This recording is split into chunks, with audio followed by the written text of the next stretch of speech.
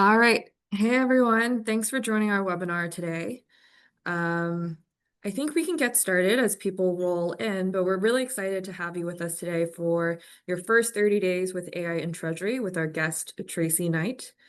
Let's talk a little bit about our agenda for the day. So, um, Dana, who's helping us out, great. Um, we'll introduce ourselves in a second, who we are, why we're talking about this with you. But essentially, our goal today is to help you understand how to get started with AI, choosing the right business case and right use case for you, and making sure that everyone internally is aligned and understand the impact of the use case you've selected.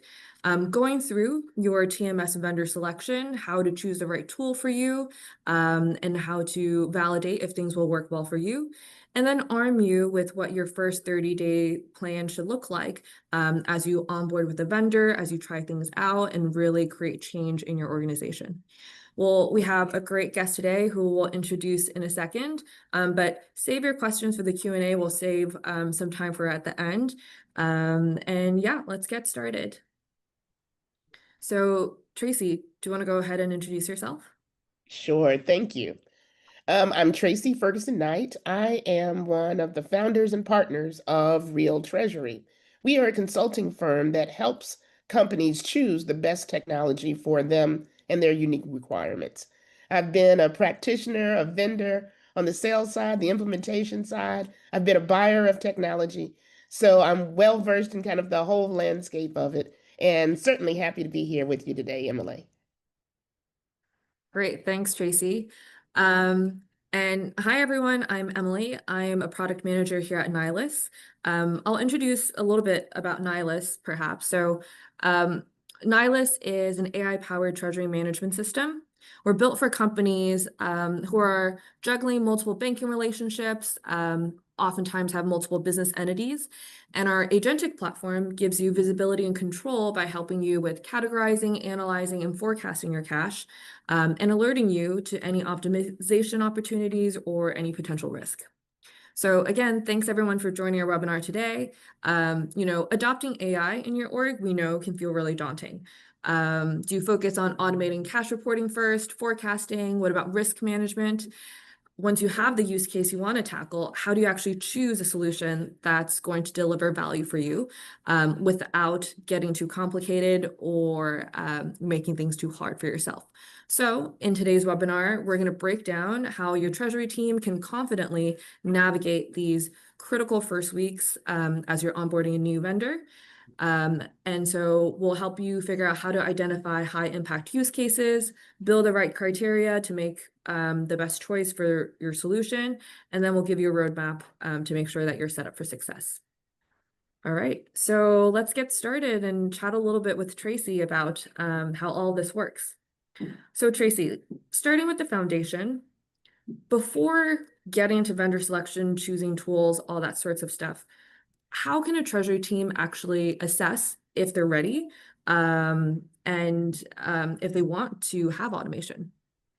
Sure, I think there are a few things that companies can do to identify if they are ready for automation.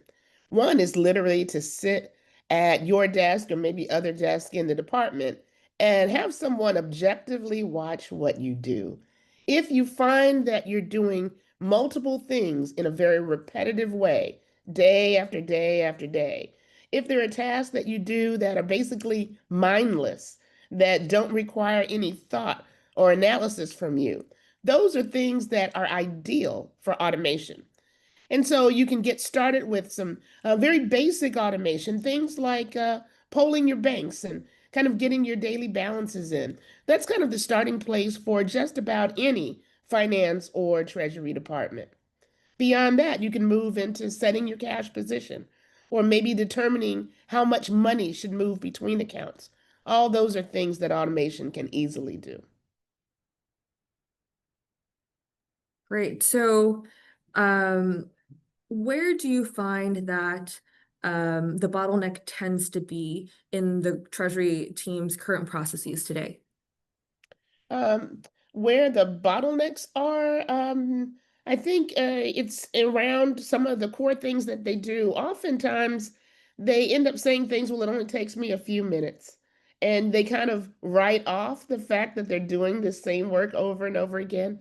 And I think when you take an objective look at your treasury, the goal is not to discount anything, to really take that objective look at what's going on. Then looking at the quality of the data. Are there places where maybe you're keying and rekeying and finding that you're getting errors? And then putting in place processes to be able to catch the errors that you make.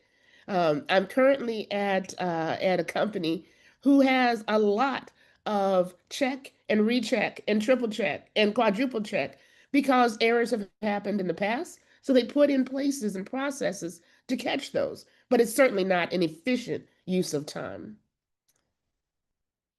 Great. And I see here that you have some principles of finding out if you're ready. You want to check your data, your process, your tech and team. Can you just walk us through how to run this audit and what you're looking for in each of these four areas?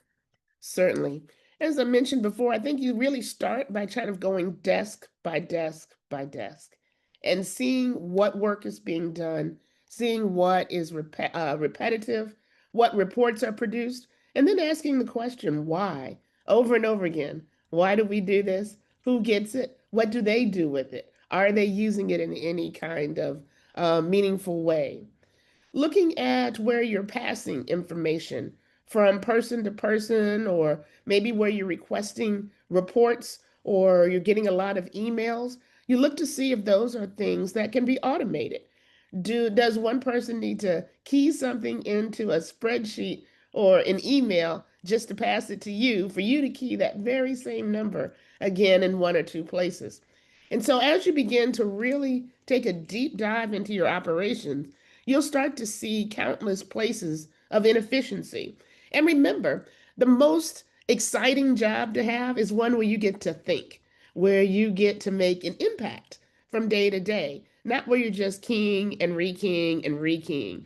And so by doing this kind of audit, by looking to see if you've got a team that can take on more work without adding more people, if you work on really thinking about how we can become more efficient, you will enjoy the job more as well. So don't think of it as I might be automating myself out of a job. No, what you automate yourself into is a better job, a job where you get to think about what the data means, not just putting the data together.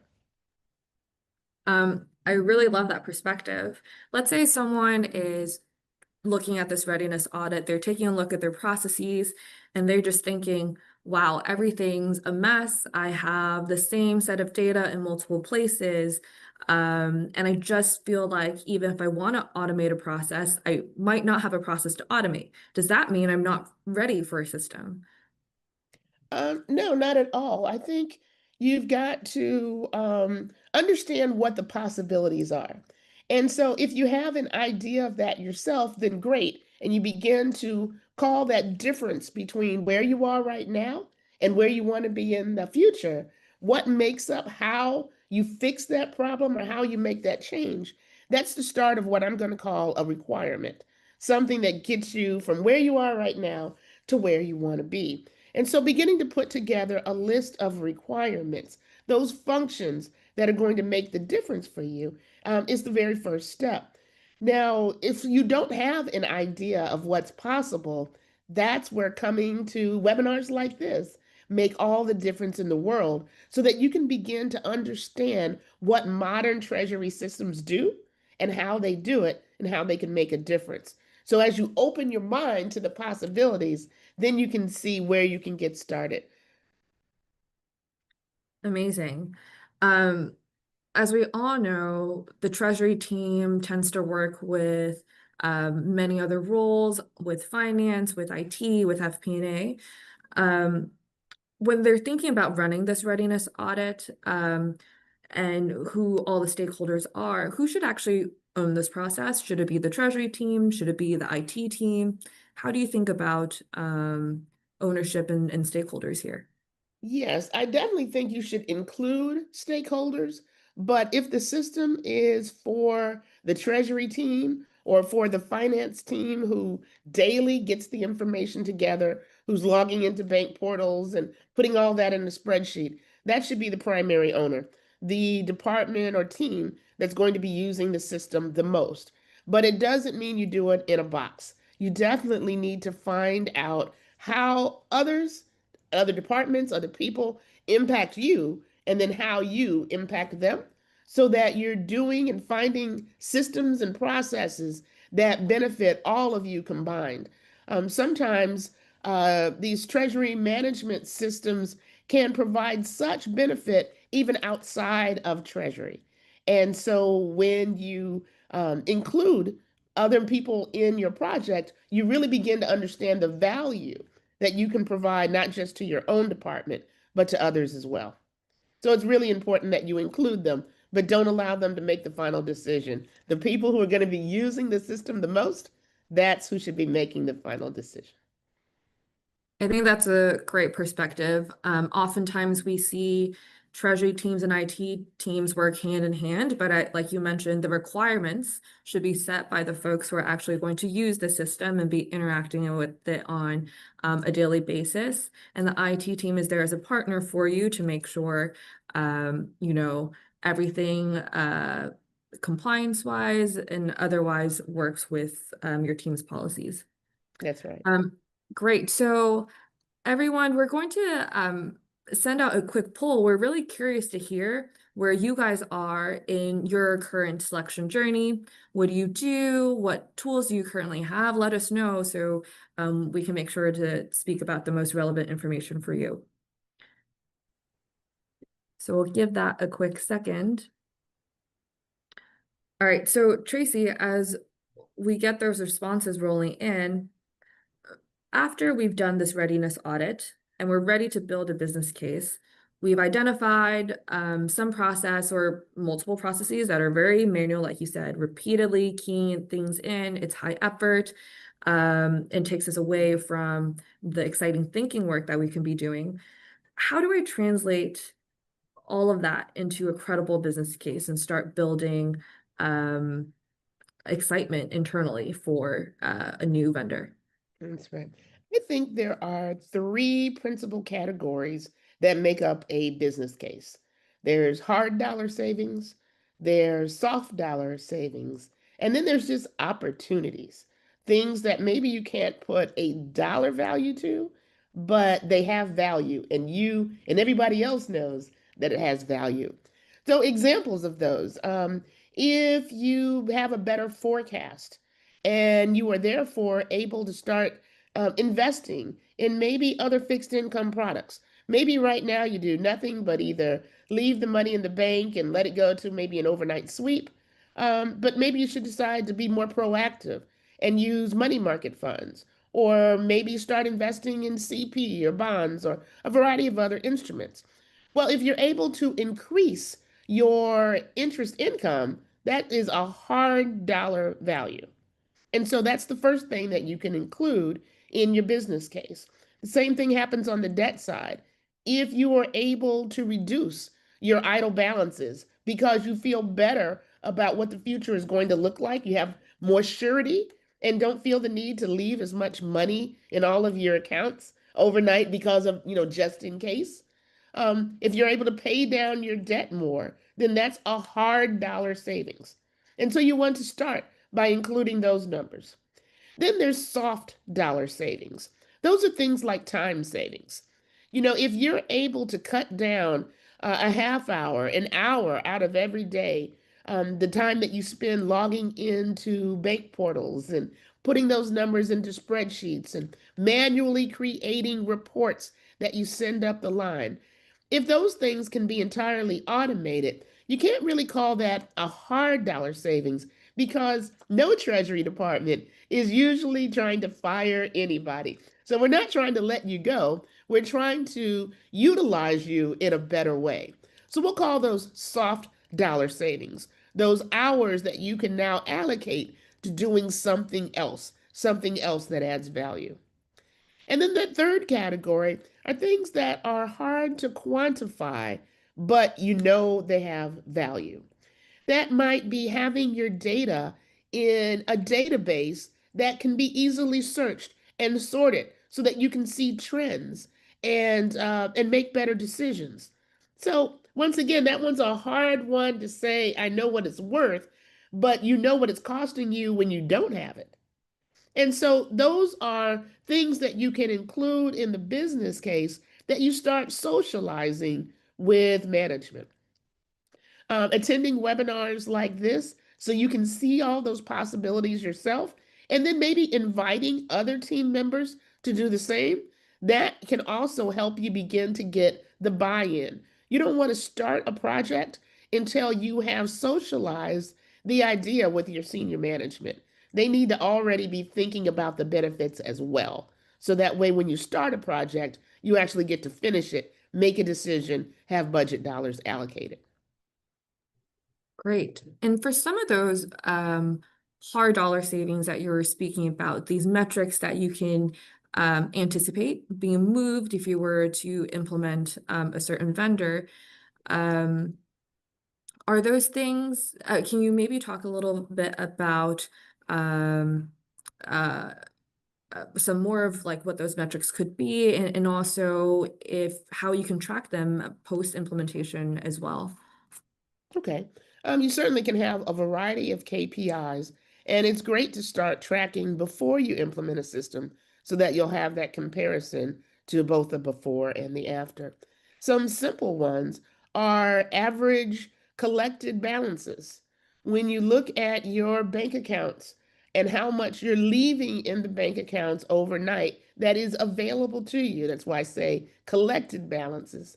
You look at the average of your accounts over time, what you would hope to see is that if you are automating the collection between accounts or maybe funding of accounts, maybe automating the investment of some of these, maybe implementing a sweep or doing some other things that will make a difference, you would expect to see that average collected balance go down over time. And that's something that can be easily measured and have value. You're either investing more with those dollars or maybe you're paying down debt, so you're borrowing less. Those have hard dollar impact. Other things that you might track might be just the time that it takes to prepare and do different daily work. You know, if previously you were spending 30 or 60 minutes every day just preparing the daily cash flash, and yet that's able to be done in 2 minutes or less with the system, then that has value. Once again, it's kind of more of a soft dollar savings, but that hour that you can spend doing something else. Maybe there are things on your to-do list that continue to be at the bottom of the list. And every year you're like, ooh, I really would like to do that project. I think it can add value, but you never get to it because you're bogged down in these daily repetitive tasks. So all those things can translate into time savings, into KPIs that are measurable for the before and the after. For some companies, it might be that as you expand, maybe the types of instruments that you invest in or that you're tracking from a debt perspective, you might be tracking your interest income and your interest expense. For some companies, it might be around foreign exchange. If you're able to forecast better and maybe hedge some of those currencies where appropriate, you might see a different cost of carrying those currencies or the number of transactions that you have to do. Maybe the number of times that you're overdrawn in a month, if that's a problem for you. So there's a variety of different things that you might track. It really depends on the nature of your business and the types of problems that you're having. But if you don't have any KPIs that tie directly to the performance of your cash and or treasury department, that's where you'll want to start thinking about putting some together so that way you can see the difference that automation can make. Amazing. What mistakes do you see people make when they're trying to make the sell internally?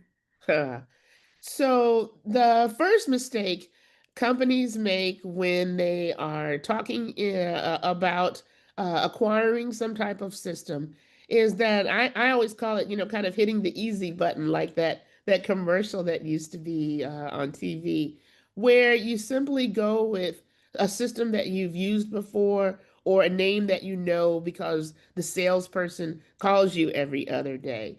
That is not a reason to choose a particular system. It's got to be about you and your requirements, what you need, and then matching those needs up with the capabilities of the system.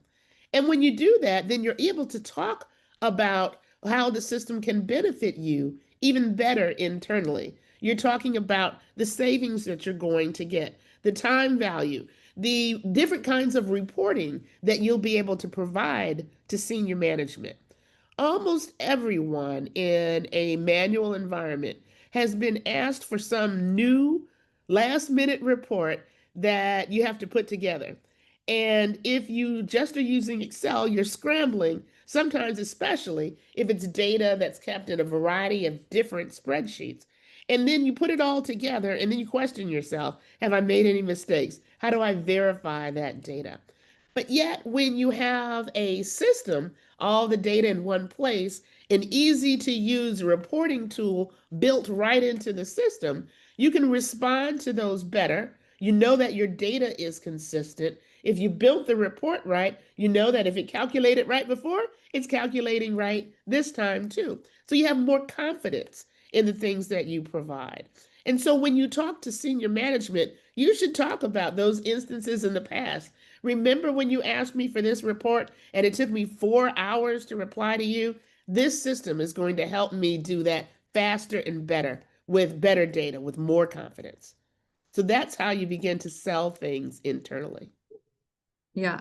Um, I definitely see how it can be effective. We hear often um, about leadership getting on board when you give them examples of things they've wanted the team to do before but couldn't provide in a timely manner, or they missed an opportunity where something was slightly off. I think, like you said, drawing on real asks and examples is a really great way to sell it to management. Awesome. So moving on into the next step in this journey, let's say, you've built the business case, you've spoken to management, you're going to vendor selection. What can go wrong here? Like a lot of teams, they're rushing into finding a tool, oftentimes nowadays looking for an AI tool. What are the biggest mistakes that you see Treasury teams make when they're in this solution selection Yeah. process? I mentioned two already, which is just going with the system that you used before or the name that you know. Skipping the requirement step is the biggest mistake companies make. When you don't have your requirements written down, when you don't have a list of what really matters to you most, of where you're going to get value from the system, then you are easily impressed by things that really are cool and great, but they don't necessarily add value to you.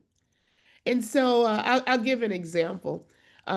Years ago, when I used to give demos, we had this ability to put and show cash on a map, like how much cash is in a particular currency in a particular country. And people would see that and they'd say, "Ooh, that's really cool." And they would love it. And so in a demo, I would show it every single time. However, when I talk to clients and I say, "Is that something you ever actually like use?" They're like, "No, of course not." So, what good was that truly?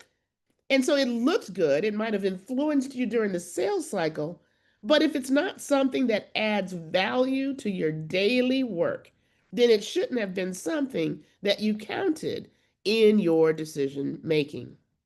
So the goal is also, of course, not to buy the sales pitch. Salespeople can be very helpful. That's their job, is to help you go through the buying process. Often people have never bought before, so they don't know what the steps are, even in their own company. And the salespeople can help you kind of walk through that process. But remember, it's their job. It's their job to be personal and to be somebody that you like It's their job to show the product in its very best light. But if the things that are great about a product don't tie directly to the things that you need, your requirements, then you're wasting your time. And you'll end up making a decision based on frankly, the wrong things. And you might end up with a product that doesn't do what you need it to do. Last year at AFP, I gave a talk. Someone came up to me after the presentation and he simply said, we just went through this implementation and I thought it could handle our debt and it can't. What can I do? And I said, frankly, it's a little too late now. You signed the contract.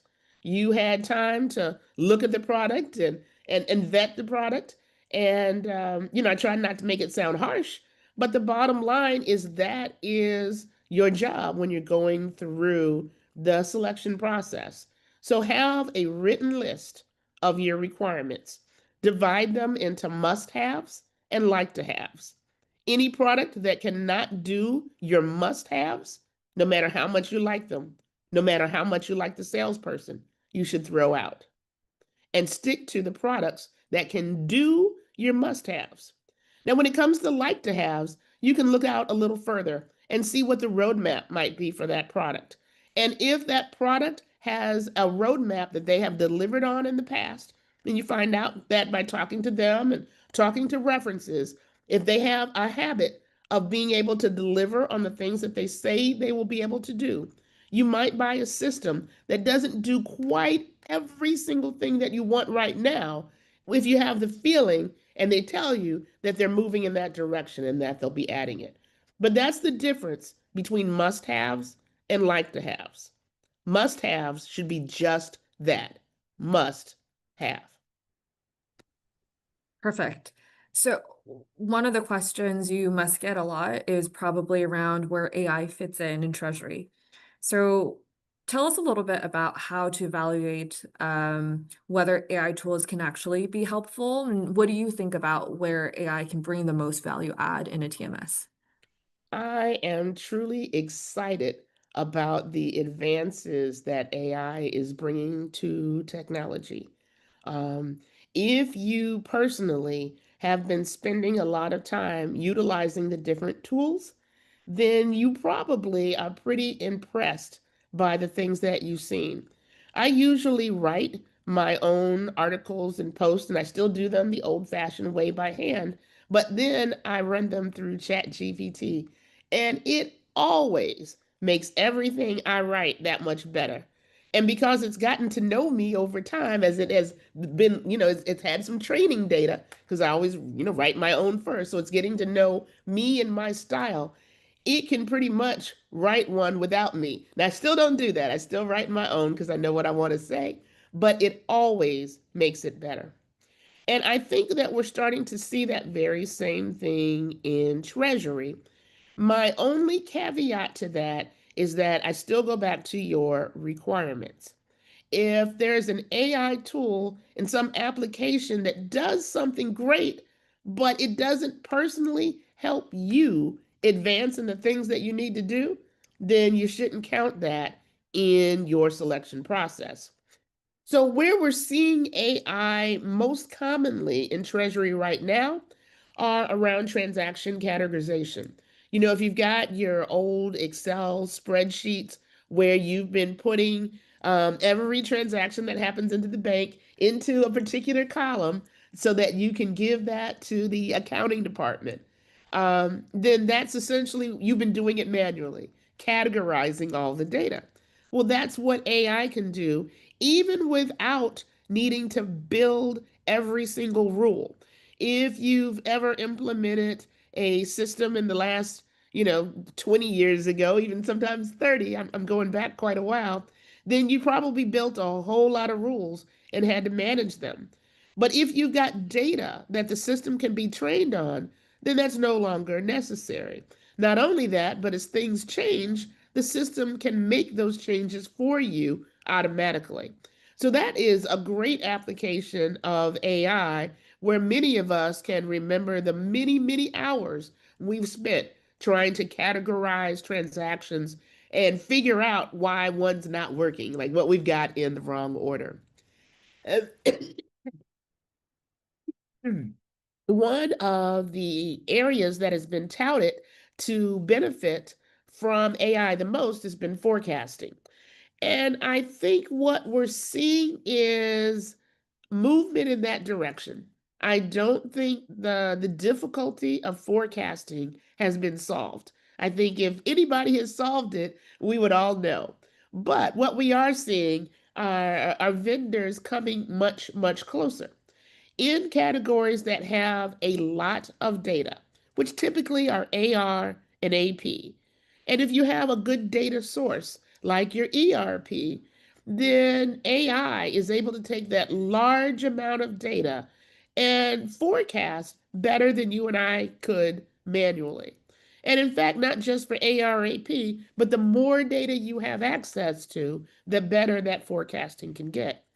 Now, I think that you'll also find that it does not necessarily do a great job in categories for which other tools are better, like recurring items for payroll or using the actual data related for a bond to forecast out maybe what the future interest payments are going to be. But for AR and AP in particular, AI can make a tremendous difference in improving your forecast. So a tool that's able to give you some flexibility is one that might add value for you. Now, the most exciting parts of AI aren't these regular, what I'm going to call everyday stuff, but instead, it's when you think historically about how difficult it has been to get good reports out of a TMS. It's long been the number one complaint is that I can't get the reports that I need, especially across asset classes. But what if you were able to use something like a chat GPT tool, describe to the system what report you need and how you want it to look, and it just does it for you? So you no longer have to make all the right selections or learn how to use, I'm going to show my age again, learn how to write crystal reports, kind of like, Power BI now. You don't have to learn all the ins and outs anymore yourself. You can describe what it is that you need, and the system will just do it for you. That is exciting. And then the last thing that people often bring up is when they email reports on a regular basis, they're unable to have the system do it totally autonomously because they often need to add in some notes. They need to write some explanations about why a particular account is high or what transactions have happened. So with AI, the system can do that as well. If you train it right and are giving it an idea of what you need those notes to be, what kind of information is needed, it can do that. So that your job then is just to verify, do things look right? Do I trust it? And if so, you can get great value from AI. And these are just the things that we're starting with now. I think we're going to continue to see amazing growth in the application of AI across all Treasury functions.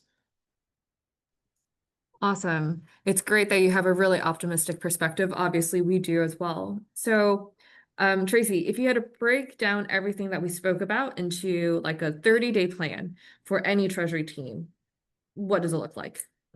I always say it starts with the requirements. That is what I am known for most, is I'm going to say it 20 times anytime I talk to you. Requirements, requirements, requirements. So you need to start there.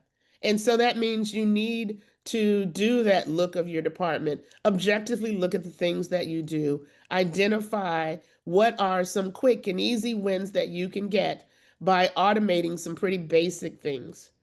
And if you do that, then you start to save some time. Now you look for the next thing you can do, and then the next thing you can do. It doesn't always have to be some really big project. Instead, it can be pretty small.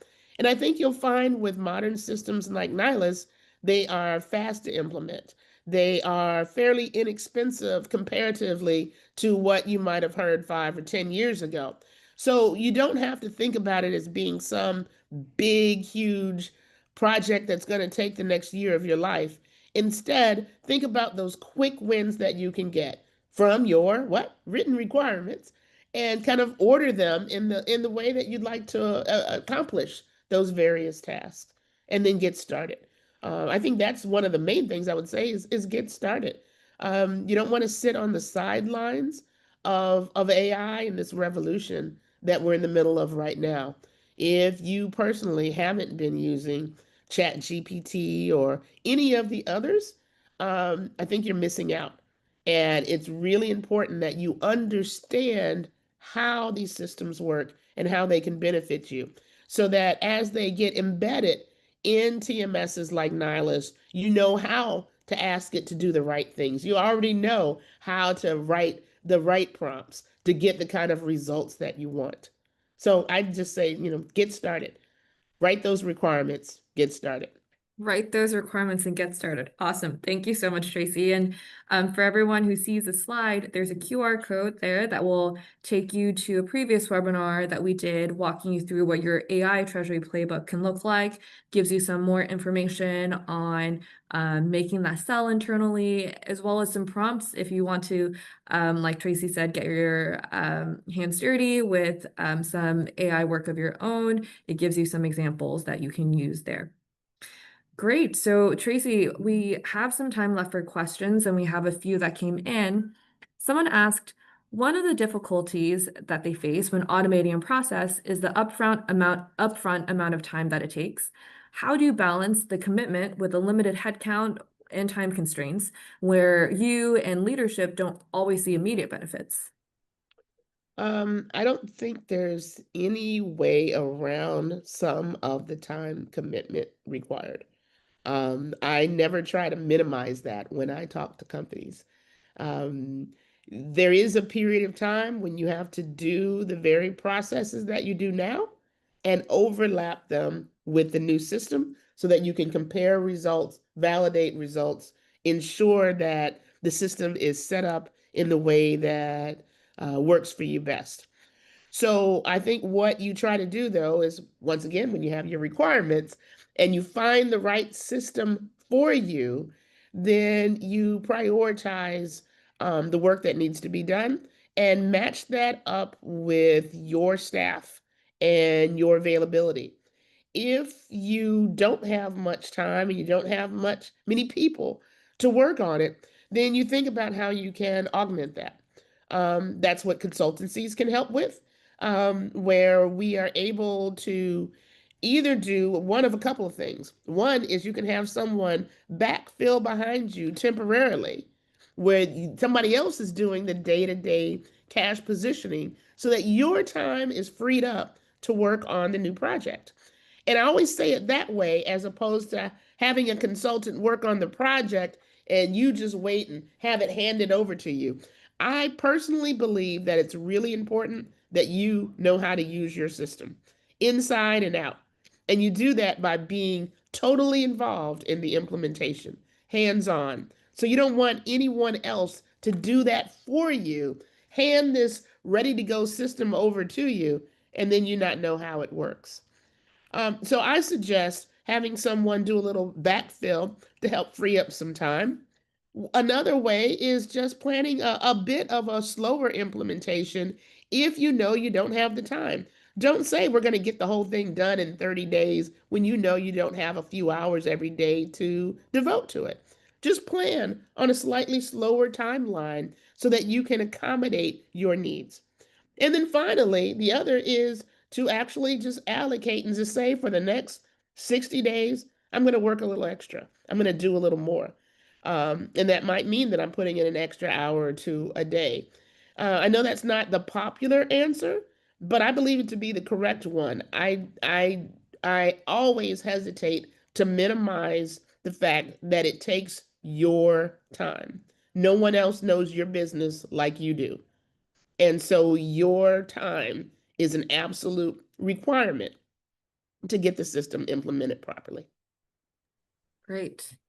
Um, and another question, they say, hi, Tracy, how would you address these two types of responses to AI from senior management? So one response is, why do I need people if I can just have the AI do it? And the second is, I don't trust AI because I'm worried it'll do the wrong things without anyone noticing. Okay. Always will need people. I don't think there's going to be any lack of things for people to do for a while. What you're replacing AI with when it comes to people, it's just the grunt work, the boring, repetitive stuff. How and where you add value is interpreting the data. What does it mean? Not just in general, but what does it mean at this company? So the better you know your company and your company's operations, the better you're able to interpret the data and how things can be done better and differently. And so I suggest that you as an individual employee always are working to understand the technology better and then understand your company better. How often do you read like investor reports so that you understand what your company is telling the street, what direction your company is moving in? What, are you planning to go international? Or is there a particular division that you're going to be putting in a lot of money to expanding? And so the more you get out of the Treasury and finance departments and get to know people and the operations that are happening in the field, the more you understand the core business of your company's business, the more you can look for ways to add value. And so AI is not going to do that. That takes you getting to know people, getting to know processes, getting to know what people do in those various areas so that you can see how Treasury can add value to it. And then to someone who says they just don't trust AI, I think you should never just totally trust it either. It requires validation. We've all heard of hallucinations and other things that can happen. But you know what? I always said you should validate a report that somebody else created, that you created. You should always be looking at it for reasonableness. That never goes away. Some people have let it go away, but it's wrong. You should always be looking and saying, what's the trends that are here? Does it make sense? Does it fit with what I know? And so it's the same with anything that AI produces. You should be validating and saying, does this work? Does it make sense? But I think that you'll find the value it adds to be tremendous when used the right way. Perfect. All right. I hope that was a great answer. A few other questions. Someone asked, how can my team tell when we're seeing all these demos if that vendor's AI capabilities they're showcasing is actually useful? Requirements. It's useful to you. And not just are they useful, but are they useful to you? If you know what it is that you need out of a system, if you know what it is that you're trying to achieve, remember that is essentially your requirements. It's that I need to get previous day data from my 5 different banks. I need to be able to set my cash position every day. I need to be able to do the cash accounting and send a file over to the ERP. I need to, and you've got this list of things that you require. And so the question is the functionality that you're seeing, does it help you accomplish those requirements? And it's simply a yes or a no. And if the answer is no, then you shouldn't give it any weight whatsoever in your decision. I say that pretty strongly, but I mean it. Great. Awesome. Thanks for that, Tracy. All right, I think that's all that we have for questions. If anyone is around, has any more questions, we'll stick it out for another minute. But if not, thank you so much for joining us again today. We hope you learned something new. We hope you walked away with some great ideas from Tracy, and we hope you will start drafting those requirements for your vendor selection. Putting up a few more QR codes up here. If you want to see a demo from us, hit us up. You can also subscribe to our newsletter so you know what's coming up and going on in terms of the Nihilist product. And we also try to send helpful information as often as possible. If you follow us, you'll learn about any upcoming sessions we're having with our AI and Treasury Masterclass series, of which this one is a part. We'll send you our guide for how to actually implement AI for better cash and treasury management, as well as our plethora of other guides and content that we have laying around. So follow us to learn more and follow Tracy as well. Thank you guys so much for joining. Yeah, and have a great rest of the day. Thank you.